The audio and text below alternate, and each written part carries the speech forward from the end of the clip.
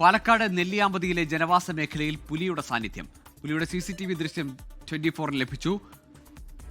Padagiri police സ്റ്റേഷന് മുന്നിലെ CCTVയിലാണ് പുലി നടന്നു പോകുന്ന ദൃശ്യങ്ങൾ പതിഞ്ഞത്. ഷാരിഖ് നവാസ് ചേരുന്നുണ്ട് പാലക്കാട് നിന്ന് വിവരങ്ങളുമായി. ഷാരിഖ്, നല്ലൊരു റോഡിലൂടെ ഇങ്ങനെ പോവുകയാണ് പുലി രാത്രിയിൽ. കഴിഞ്ഞിടയിലാണ് പാലക്കാട് നിന്ന് തന്നെ പുലിയെ നായ തുരത്തിയൊരു ദൃശ്യമൊക്കെ വന്നത്. ഇത് അതിന് അടുത്തുള്ള പ്രദേശം വല്ലതും ആണോ?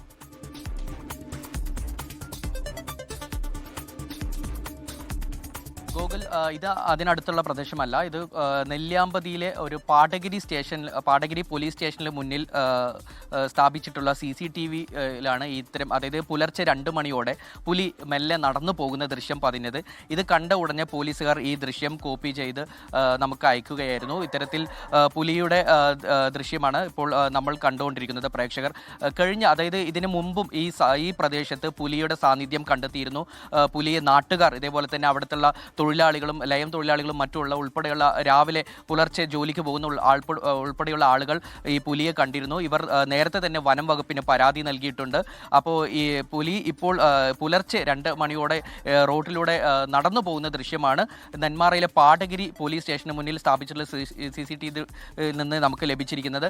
അതുപോലെ തന്നെ കഴിഞ്ഞ മാസം ഇവിടെ മലമ്പുഴയിലുള്ള അകത്തേത്തറയിലും ഇതുപോലെ സമാനമായി വീടിന് മുന്നിലും അതുപോലെ തന്നെ സ്കൂൾ, അതായത് അകത്തേത്തറയിലെ നവോദയ സ്കൂളിലൊക്കെ പുലിയുടെ സാന്നിധ്യം കണ്ടെത്തിയിരുന്നു. ഒരാഴ്ചത്തോളം പുലിയുടെ ഭീതിയിലായിരുന്നു ആ നാട്ടുകാർ കഴിഞ്ഞത്. ഇപ്പോൾ കുറച്ച് ദിവസങ്ങളായി മലമ്പുഴ അതുപോലെ തന്നെ അകത്തേത്തറ ഭാഗങ്ങളിൽ നിന്ന് ഇത്തരം വാർത്തകൾ കേൾക്കുന്നില്ല.